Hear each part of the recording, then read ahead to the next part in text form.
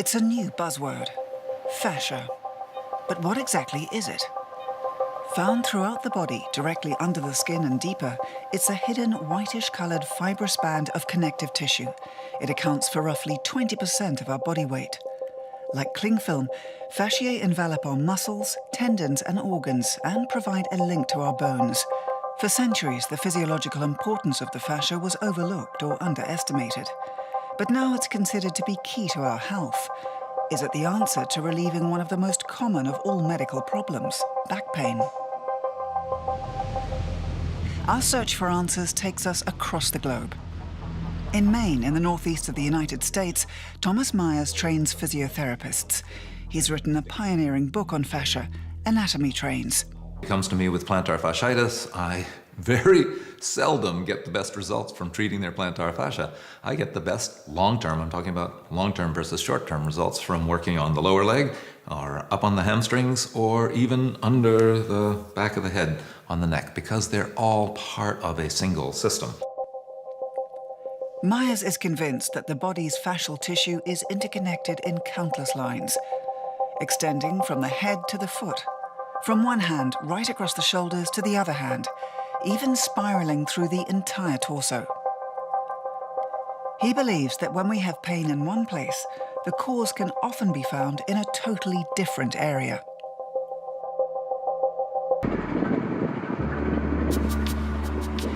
In Frankfurt, the German sports medicine specialist Jan Wilke is trying to find out. He's conducting research into whether such anatomical chains really exist. Here, moving the ankle should trigger movement of the fascia at the back of the upper thigh. And in fact, the ultrasound indicates a gliding of the fascia there.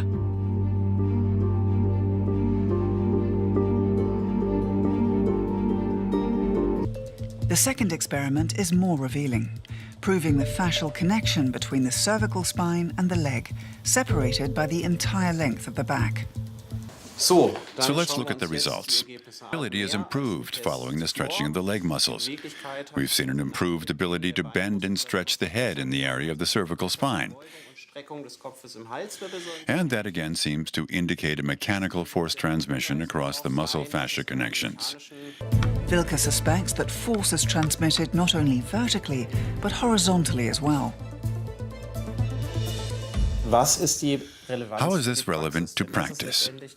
So do patients really need to work on the cervical spine to relieve neck tension?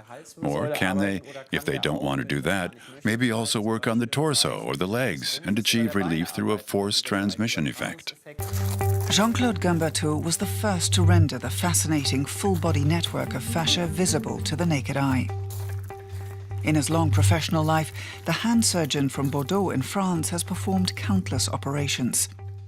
In surgery, you see every day how the layers of connective tissue slide to and fro.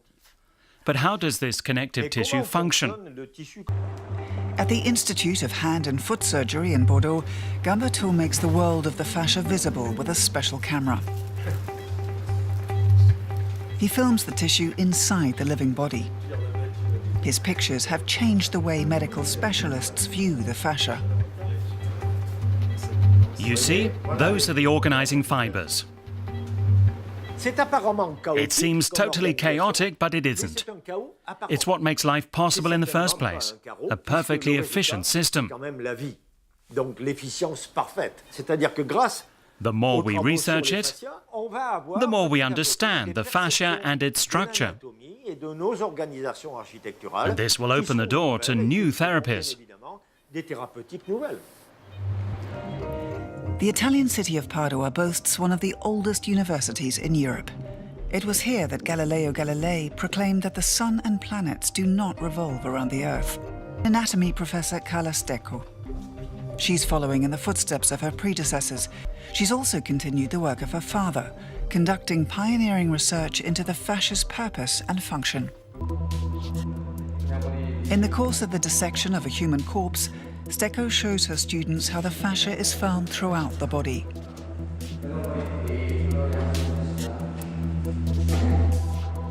This is the fascia, the loose connective tissue which allows me to slide from one level to the next.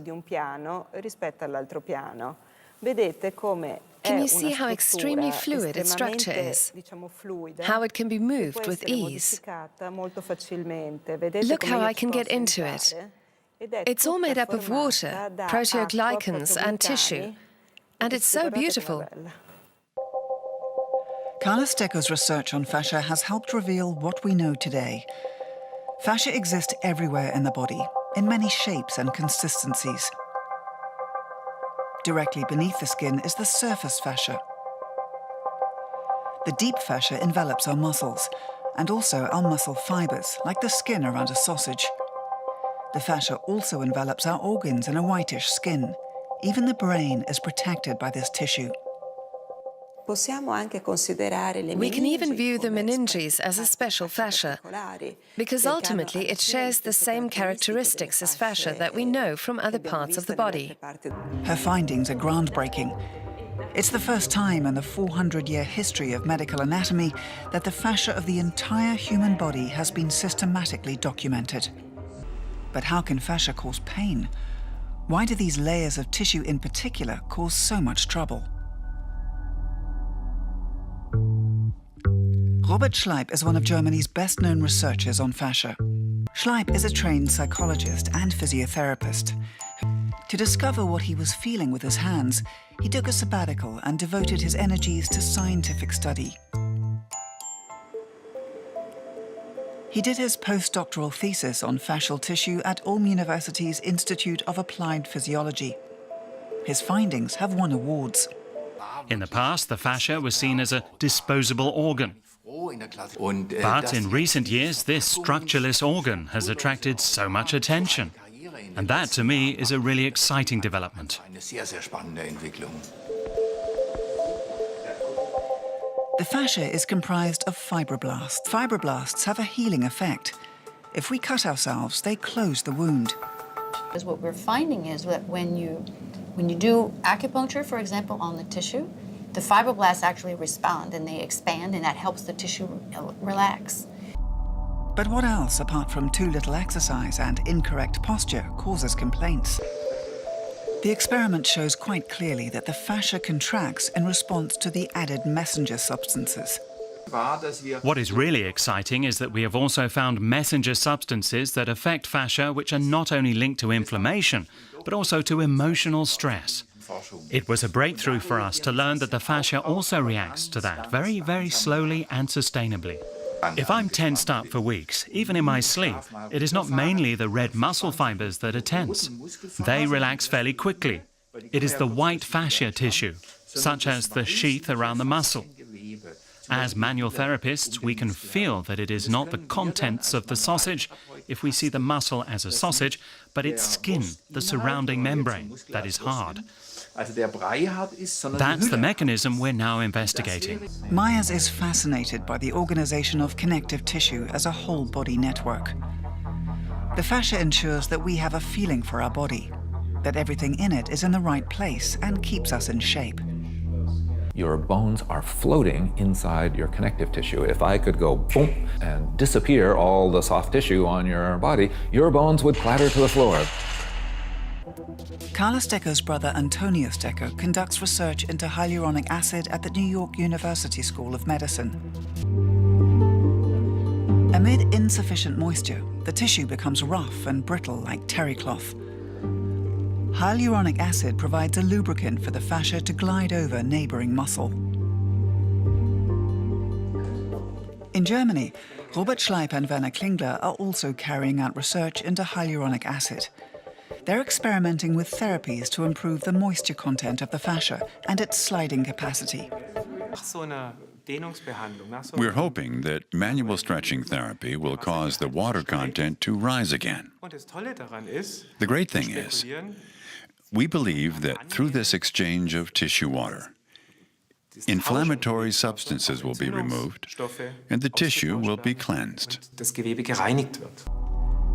Fascia appears to have an important and unsuspected impact on human health and well-being. International research on fascia has shown that relaxing and stretching connective tissue fibers helps alleviate back pain. But to what extent can traditional medicine help? Helen Langevin has studied the role fascia plays in acupuncture. My interest in connective tissue, and therefore eventually fascia, began when I was studying acupuncture. When you manipulate an acupuncture needle, you have to insert the needle and then rotate it back and forth slightly. And what happens then is that you feel something. The acupuncturist actually feels that the tissues are tightening around the needle. That's what got me interested in, well, is this important in the mechanism of acupuncture? Because that had not been researched before. Is it just the acupuncturist's subjective feeling that something is tugging at the needle when it's inserted and extracted? Or is there really a reaction in the connective tissue? Langevin wanted to find out. You first wondered, well, is that measurable? Can you measure it? You can feel it. Can you measure it? So we did experiments where we used like a robot that inserted the needle and then rotated the needle back and forth and then pulled the needle out to measure the force that it would take to pull the needle out. We figured, well, if the tissues are really grabbing the needle, the force should increase after you manipulate it. And we were able to demonstrate that. Every time the needle is inserted and removed, collagen coils around it like spaghetti around a fork. The sensation of a tug on the needle that therapists have long observed now has a scientific explanation. What's more, fibroblasts respond to the needle, even if they're several centimeters away. This effect is also visible in an ultrasound. But what exactly does the acupuncture needle trigger in the fascia? And could this mechanism of fibroblast activation within the fascia also explain the pain-reducing effect of acupuncture treatment? The fibroblasts that are inside the tissues, up to several centimeters away, not just only at the needle, they expand. They respond, it relaxes the tissue. And so, modern research is providing evidence that validates ancient healing techniques. Now there is an increasing focus on fascia as the trigger for chronic complaints. Analgesic researchers are also interested in the potential that fascial tissue offers for new therapeutic applications. German researcher Siegfried Menzer from the medical faculty Mannheim was one of the first to recognize the medical importance of fascia. But how can we know if the pain originates in the fascia rather than in the muscle? After all, fascia and muscles are virtually inseparable. Menzer uses a pair of delicate watchmaker's tweezers to irritate the fascia and measures the subject's pain sensitivity. Then the muscle is irritated, and sensitivity is measured again. The results are compared. What one can definitely say here is that the effect of an irritation of the fascia on this nerve cell is much more pronounced than the effect on the receptors in the muscle. Fasciae are permeated with countless pain receptors, making connective tissue our key organ of sensory perception. This has been proven without a doubt. Like Robert Schleip, Siegfried Menzer and his team also believe that stress has a direct impact on fascial tissue. And that brings the sympathetic nervous system into play. The sympathetic nervous system is part of the autonomic nervous system. From the brain through the spinal cord, it leads to almost every organ. We cannot control it. In stressful situations, it triggers what's known as the fight or flight response because it evolved as a survival mechanism. International research on fascia has made huge strides in recent years.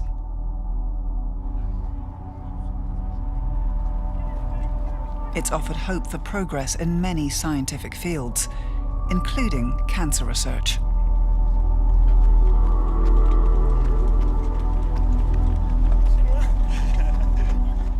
If we find that stretching can improve fibrosis and inflammation, it's natural to wonder whether it might reduce the growth of cancer and secondarily to that. And that's an area that we're looking at. The findings of fascia research have shown that this body-spanning network of connective tissue, disregarded for so long, may be the place where inexplicable disorders and pain originate. And because of that, the place where healing can begin.